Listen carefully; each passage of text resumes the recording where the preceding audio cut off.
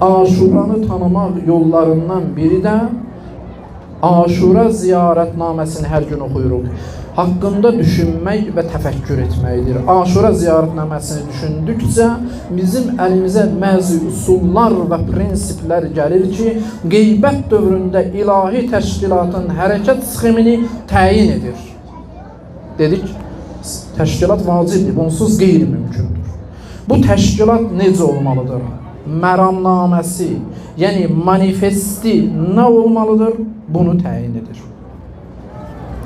İndi manifest deyəndə biz nəyi nəzərdə tuturuq? Dostlar, məramnamə, manifest yəni nədir? Bir, əsas dəyərlərin, etiqadların deklarasiyası nəzərdə tutulur. Hansı prinsiplər əsasında qeybət dövründə olan təşkilat hərəkət etməlidir? Prinsiplərin təsdiqi və hərəkətin ümumi sxemi. Belə olan halda qeybət dövründə olan ilahi təşkilat heç vəs lazım olmaz. Çünki manifesti var əlində. Onu anlatmaq mümkün deyil.